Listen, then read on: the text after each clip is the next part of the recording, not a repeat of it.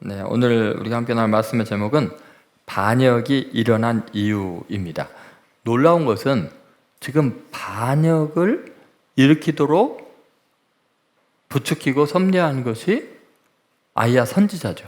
하나님이 아이야를 보내서 여로보암에게 너를 이스라엘 10지파를 떼서 주겠다. 솔로몬에게 반역하라고 한 것이 하나님이라는 거예요. 여러분, 반역을 누가 일으켰느냐? 아니, 하나님께서 반역을 막아야 되는 거 아니야? 그런데 반역을 일으키신 분이 지금 하나님이라는 거예요. 여러분, 우리 인생에서 또는 우리 국가적인 큰 재앙들이 일어나고 그 모든 원인을요, 사람에게 둬서는 안 돼요. 근본적인 원인은 하나님에게 있어요. 그럼 하나님이 왜 우리에게 고통을 주시는가? 왜 이런 전쟁의 비극과 동족 상잔의 비극과 아픔을 허용하시는가? 그 이유는 오늘 본문을 우리가 살펴보면서 알게 될 거예요. 첫 번째, 반역의 원인을 한번 생각해 보십시다. 26절, 28절의 내용인데요. 솔로몬 왕 때 반역이 도모되죠. 근데 여러분, 지금 나라가 두 쪽이 나는 아주 심각한 문제가 솔로몬 때 이미 시작이 된 거예요. 그 아들 르호보암의 문제만이 아니었던 거예요. 이미 솔로몬 때 원인이 있었고 결과가 그때 나타난 것뿐이죠. 그러면 이해가 안 가는 게 뭐냐면, 여러분, 솔로몬이 지혜가 부족합니까? 어때요? 지혜가 부족해서 나라에 그런 문제가 생겨요? 그럼 솔로몬 때 경제적으로 궁핍해서 경제적인 문제가 많으니까 그 물질의 부족함 때문에 서로 싸우니라 그렇게 됐나요? 아니면 군사력이 부족해서 그렇나요? 여러분, 한번 생각해 보세요. 다윗과 솔로몬 시대만큼 완벽한 시대가 없었어요. 세상적으로 볼 때요, 학문적으로 이성적으로 뛰어난 인물들, 경제적인 부유함은 바닥에 그냥 은금이 굴러다닐 정도로 잘 산다고 표현이 되어 있을 정도예요. 그럼에도 불구하고 부족함이 없었던, 세상적으로 볼 때 가장 존경을 받던 솔로몬 때 왜 이 비극이 시작이 될까요? 그것은 솔로몬의 범죄 이후에, 하나님을 떠난 이후에 계속해서 비극이, 반역의 사건들이 반복해서 일어나고 있습니다. 그 이유가 뭐예요? 한마디로 말해서 하나님을 버리고 잘 살고 부유해지고 건강하니까 하나님을 만홀히 여기고 가볍게 여기고 우상을 숭배한 거예요. 그리고 하나님의 말씀을 저버리고, 하나님의 뜻을 저버리고 이방 풍속을 따라서 자기가 원하는 대로 마음대로 살아갔던 거죠. 자, 한번 33절을 보시죠. 우리가 결국은 환난을 당하는 원인이 뭔가? 자, 같이 읽어보겠습니다. 이는 그들이 나를 버리고 시돈 사람의 여신 아스타롯과 모압의 신 그모스와 암몬 자손의 신 밀곰을 경배하며 그의 아버지 다윗의 행함 같지 아니하여 내 길로 행하지 아니하며 나 보기에 정직한 일과 내 법도와 율례를 행하지 아니함이니라. 자, 솔로몬 때 뭐가 지금 문제가 심각한 거예요? 그들이 하나님을 버리고 이방의 다양한 세속적인 가치, 세상적인 우상을 섬기기 시작한 거예요. 자기를 그렇게 택해주고 높여주신 그 하나님을 버리고 자기가 세상에서 굉장하다고 생각하는 세상의 신들, 세상의 가치들을 추구하기 시작했죠. 그러면서 하나님의 말씀을 저버리고 멋대로 살기 시작한 거죠. 여러분 꼭 기억하셔야 되겠어요. 하나님 외에 우리가 하나님보다 더 소중하고 의미 있게 두는 가치들, 그게 우상이거든요. 어떤 사람은 돈이에요. 어떤 사람은 자신의 명예가 소중하게 생각을 하지만 그 명예가 절대시 돼버리면 그게 우상이 되거든요. 또 어떤 사람은 권력이고요. 어떤 사람은 자신의 욕망이죠. 여러 가지 것들일 수 있습니다. 그런데 여러분 꼭 기억해야 될 말인데 뭐냐면요, 우상은 반드시 자기를 섬기는 자를 배반한다. 여러분이 만약에 돈을 가장 소중히 여기면요, 나중에 돈에 깔려 죽습니다. 여러분의 권력이 인생의 최종 목표가 되잖아요. 그 권력 때문에 반드시 목이 달아나고 가족들 다 상합니다. 여러분이 자신의 명예를 가장 소중히 여겨보세요. 자기 명예가 무너지는 순간 자살합니다. 마귀의 밥됩니다. 맞습니까?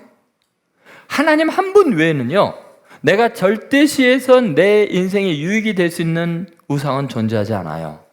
심지어 그것은 가족, 자녀, 배우자도 마찬가지예요. 하나님 외에 그 어떤 것도 절대시하지 마세요. 반드시 나를 배신하게 돼 있고 그것 때문에 절망하게 돼 있어요. 여러분, 솔로몬을 한번 생각해 보십시오. 솔로몬은 하나님께서 그 모든 은혜를 주신 거 아니에요? 자격이 없는 사람이죠. 원래 솔로몬은 누구의 자식이죠?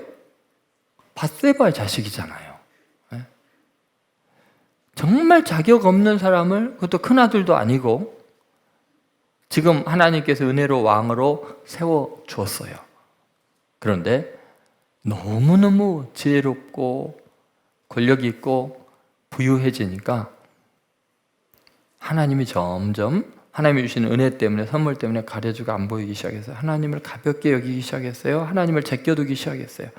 그리고는 이제 우상이 보이기 시작하고 이방 신들이 보이기 시작하고 아내들의 말을 하나님의 말씀보다 더 소중히 여기고 그러면서 망가지기 시작한 거죠. 여러분, 사람이 지혜가 있으면 하나님을 잘 믿는 거 아니에요? 돈이 많으면 하나님 잘 믿는 것도 아니고 권력도 마찬가지고요. 여러분, 우리들은요 순간적으로 하나님을 떠나는데 그 순간에 우리가 꼭 기억해야 될 게 있어요. 내가 하나님을 가벼이 여기고 내게 은혜 베푸신 내 하나님을 떠나는 순간 나에게 충성을 다하고 내가 사랑했던 그 사람들도 그 원리를 그대로 배워서 나를 떠나게 시작하는 거예요. 내가 하나님께 충성을 다했는데 그분의 말씀 명령에 목숨을 걸고 순종했던 사람인데 그 하나님을 가벼이 여기잖아요. 사람들이 다 알잖아요. 솔로몬 자격 없는 사람 왕 되게 하고 하나님이 지혜 주시고 하나님이 이렇게 위대하게 만든 걸 밑에 있는 사람들 다 봐서 하나님을 경외하는 솔로몬을 잘 순종하는 것이 하나님을 순종하는 거였거든요. 근데 솔로몬이 하나님을 배반하니까 자기네들이 하나님을 배반하는 게 당연해요, 아니에요? 그거 당연한 거예요, 그죠? 뭐 솔로몬이 하나님 배반하는데 우리가 인간 왕 배반하는 게 뭐가 어때서? 오히려 하나님을 떠난 저 인간 우리가 섬겨야 될 이유가 없어지는 거예요. 여러분, 가만히 한번 생각해 보세요. 왜 배신의 아픔들이 있는지, 왜 비극이 초래되는지. 사실은 솔로몬이요, 여로보암을 정말 사랑하고 귀히 여겼던 충신이었기 때문에 상처가 크죠. 자, 28절 한번 보세요. 자, 28절 같이 읽겠습니다. 이 사람 여로보암은 큰 용사라. 솔로몬이 이 청년의 부지런함을 보고 세워 요셉 족속의 일을 감독하게 하였더니. 여러분, 지금 나와 하나님의 관계에서 나는 하나님께 어떤 존재였는지를 한번 돌이켜 볼 필요가 있어요. 하나님께서 솔로몬에게 이 모든 것을 줄 때 솔로몬은 사실은 부적격자였습니다. 그런데 하나님께서 그를 택해서 그렇게까지 위대하게 높여주신 거 아닙니까? 그런데 그 은혜의 하나님, 자기를 그렇게 사랑해주고 여디디야, 사랑하는 자, 여호와께 사랑하는 자라는 이름, 별명까지 줄 정도로 사랑했는데 특별히 세워졌는데 어떻게 솔로몬이 하나님을 떠나냐고. 여러분, 이해가 되세요? 이해가 되세요? 이해가 되시는 분들은 본인들이 이제 떠나본 경험이 있으면 알죠. 하나님이 이렇게 용서해주고 사랑해줬는데도 쉬 마음이 변하는 걸 보면서 이해가 되죠. 이해가 되죠. 차마 입에 담기도 힘들게 이방 신들을 섬기는 게 말이 안 되잖아요.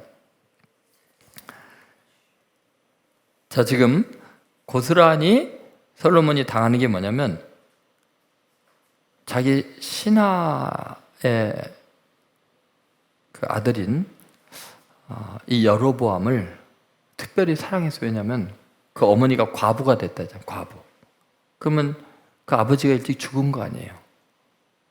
솔로몬이요, 참 아들처럼 생각하면서 귀하게 여겨줘가지고 요셉 족속의 므낫세 에브라임 지파 전체를 총괄하는 거의 총독같이 높여준 거예요. 그런데 그렇게 사랑하고 귀히 여기고 청년 때 그렇게 높여줬더니 반역을 일으키잖아요. 자, 그러면 이제 이런 반역이 일어났어요. 그러면 여로보암의 입장에서는 무슨 생각을 해야 될까요? 여러분 같으면 어떤 생각이세요? 이런 괘씸한 놈 그래야 돼요? 어떻게 있어요? 여러분, 지금 솔로몬이 그렇게 아끼고 사랑하는 이 사람, 그래서 뭐 다윗의 성읍을 다시 재건하는데 총감독으로 세우고 그 모든 걸 할 때 솔로몬이요 무슨 생각을 해야 되냐면, 자기같이 보잘것 없는 사람을 왕으로 세워서 하나님의 성전을 건축하는 모든 것이 가능하게 해주신 그 하나님 앞에 충성했던 자기가 배신했을 때 하나님의 마음이 얼마나 아팠을까? 얼마나 아팠을까? 여로보암이 나를 배신하는 걸 보니까 내가 지금 하나님을 떠났을 때 하나님의 마음이 얼마나 고통스러운가를, 얼마나 분한가를 느꼈어야 되잖아요. 그죠? 그럼 뭐 솔로몬의 반응이 어떠해야 돼요? 지금 여로보암의 문제예요? 아니면 솔로몬의 문제예요? 이 반역이 일어난 것이. 원인이요 100% 솔로몬에게 있는 거예요. 근데 표면적으로 볼 때는 있을 수 없는 반역이 일어난 거죠. 어떻게 여로보암이 솔로몬 왕을 반역하냐? 근데 여러분, 여로보암에게 무슨 잘못이 있어요? 하나님이 아이야 선지자 보내갖고 들에서 둘이만 있을 때 10지파를 찢어서 너에게 주겠다. 너가 하나님의 말씀대로 순종하면은 너를 다윗처럼 위대한 왕으로 만들겠다라고.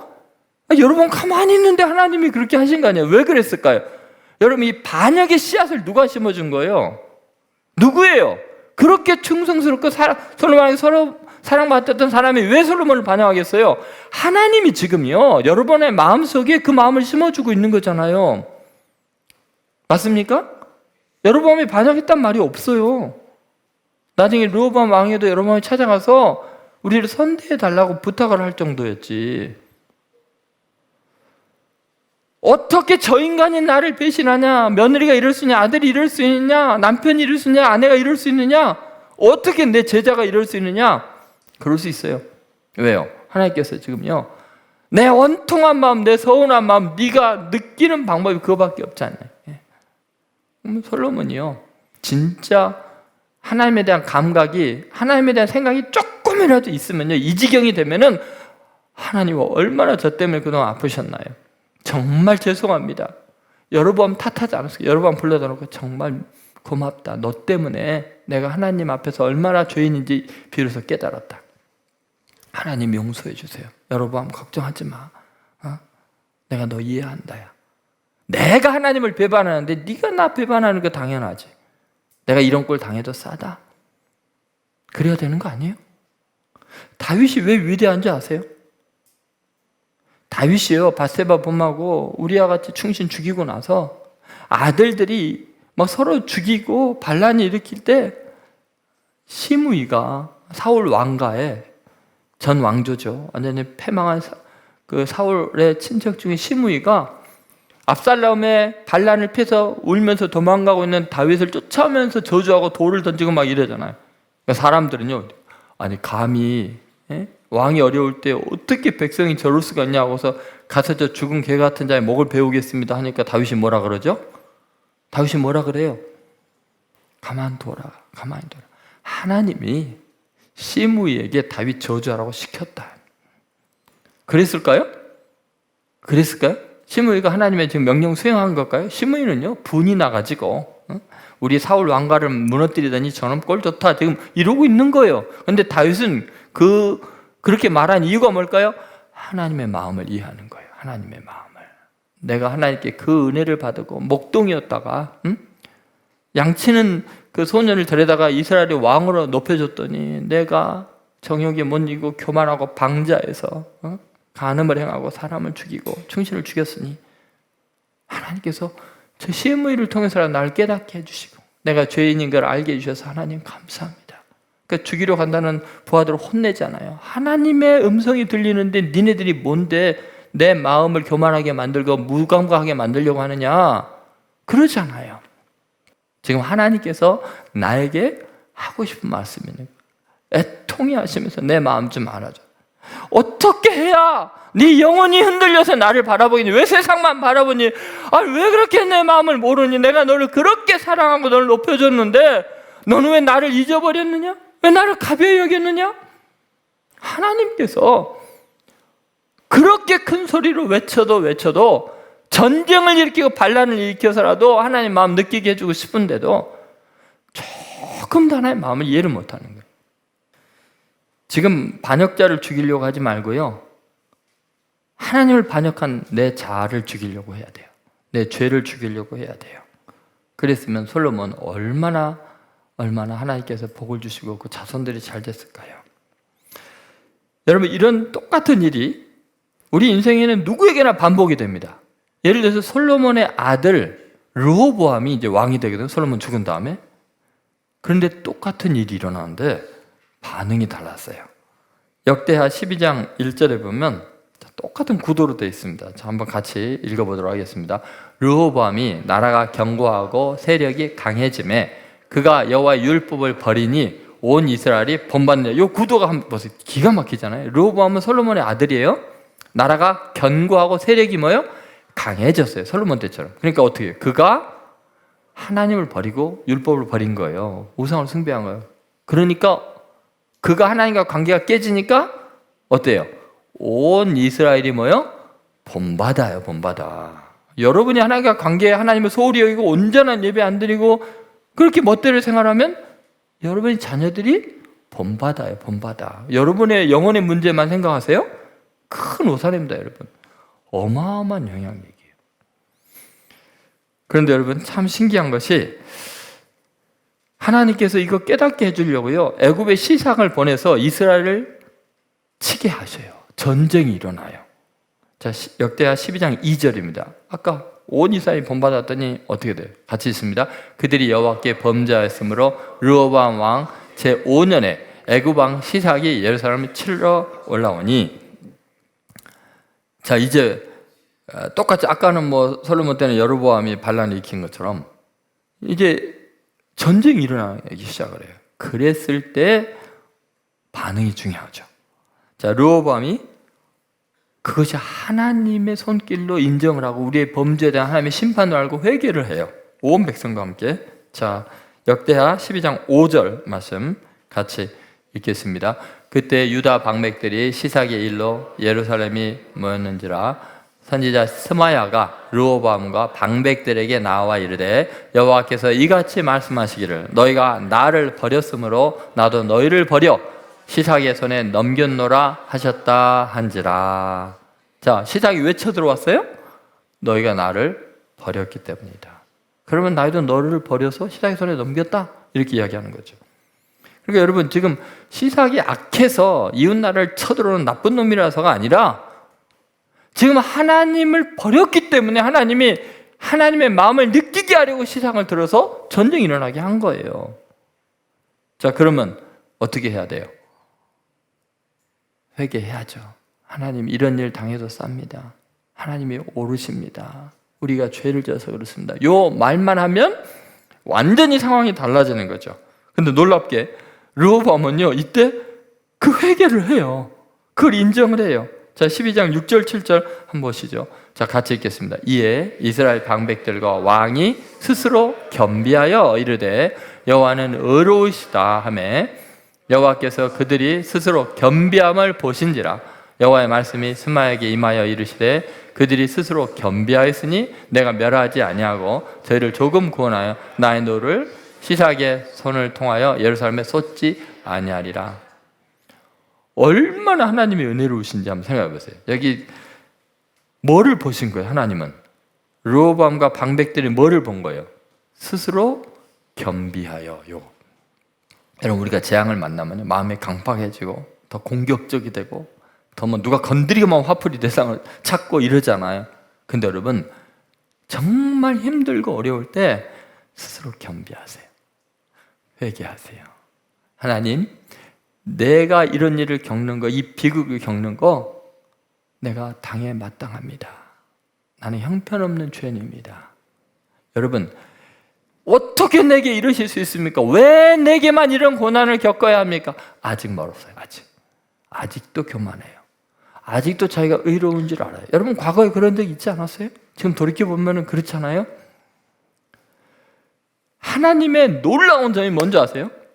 그렇게 우상을 숭배하고 반역을 하고 하나님의 말씀을 떠나고 악을 행해도요, 아무리 악한 사람이라도요, 스스로 자기를 낮추고 하나님 옳습니다, 나는 이런 일 당해도 마땅합니다 하고 그냥 잠잠히 그 일만 겪어도요, 하나님은 그걸 갖다 너무 기뻐하시고 모든 상황을 바꿔주시고 내리려고 한 재앙 다 걷어가셔요.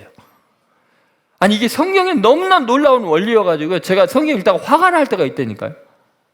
아주 악을 행한 인간들을 하나님이 징계하려고 하는데 아주 간사해갖고 하나님 잘못했습니다 하면은 그 큰 죄악에도 불구하고 다 용서를 해줘버리면 얼마나 화가 나는지 몰라요. 성경 읽다가 하나님 왜 이러세요, 공의의 하나님이. 응? 이런 악당은 잘도 용서해줘. 그런데 착하게 살다가 잘못한 사람들은 하나님이 혼을 내시고 막 이러고, 특히 막 아합 같은 경우는요, 못된 짓 다 하고 뭐 선지자들 다 잡아 죽이고, 그러니까 하나님 벌 내리려고 하면 하나님 잘못했습니다 회개하고, 뭐 하나님이 뭐라고 하시는지 아세요? 아합이 내 앞에서 겸비함을 보느냐, 말도 안 돼. 근데 하나님은요, 순간적인지라도 겸손히 자기를 낮추고 회개하고 하나님이 의로우시고 내가 이런 일 당하면 마땅합니다 하면요, 하나님은요 재앙 싹 걷어가셔. 불쌍해. 근데 우리가 뭘 못하는지 아세요? 자존심. 그거 못해. 내가 하나님 앞에 얼마나 못된 짓을 했는지 그 인정을 못해요. 교만해가지고 하나님의 무수한 경고 앞에서도 회개를 하지 않아서 당하는 거예요. 아주 높아진 마음이 있어요. 여러분, 솔로몬이 여로보암의 반역 앞에서 정말 겸비했더라면 이스라엘이 얼마나 행복했을까, 나라 전체가 얼마나 행복했을까. 여러분, 한 아버지가 하나님 앞에 겸비했다면 그 가정이 얼마나 평화로웠을까. 한 회사에서 사장이 하나님 앞에 겸비했다면 그 회사가 다 무너지는 과정에서 하나님이 얼마나 은혜를 베푸시고 사원들도 살 길이 열릴 텐데 그게 안 되는 거죠. 지금 여러분, 이 민족에 대해서요, 저는요, 우리 선진들의 기도가 얼마나 큰 방패가 되고 있는가 합니다. 하나님의 진노가 문 앞에서 지금 막 밀려오고 있는데 저는 너무너무 신기해요. 아니, 어떻게 지금 이 오랫동안 전쟁이 안 일어나고 있는지, 얼마나 많은 은혜를 받고도 하나님을 떠나고 교회를 비방하고 주의 종들이 타락하고 수많은 재앙거리들이 산더미같이 쌓이는데 하나님께서 어떻게 멸망을 안 시킬까? 미루실까? 회개할 기회를 이렇게 오래까지 주실까? 아슬아슬해서 정말 마음을 어떻게 추스릴 수가 없어요. 하나님이 얼마나 오래 참고 계시는지. 여러분, 그런 거 안 느껴지세요? 사이렌 소리 한번 나니까 어때, 느껴지지 않았어요? 이제 하나님의 심판 때가 드디어 오는구나, 뭐 이런 생각 들지 않아요? 오늘 이 말씀을 통해서 여러분, 하나님 앞에서 스스로 겸비하면 놀라운 하나님의 자비를 경험할 건데, 그 겸비함이 없어서 고통을 겪는 거예요. 계속해서 악화시키는 거예요. 오늘 이 민족 6월달 호국보훈의 달을 맞이해서, 유교가 있는 이 달을 맞이해서 우리 민족이 겸비하게 해달라고 기도하셔야 돼요. 그리고 여러분, 각자 개인적인 삶 속에서도 재앙이 있고 어품이 있고 배신이 있고 그러면은 하나님 앞에서 나와 하나님과의 관계를 생각하고 하나님이 주신 기회를 알고 회개의 기회를 알고 납작 엎드려서 하나님의 은혜를 맛보는 귀한 성도들 되시기를 주의 이름으로 축원드립니다.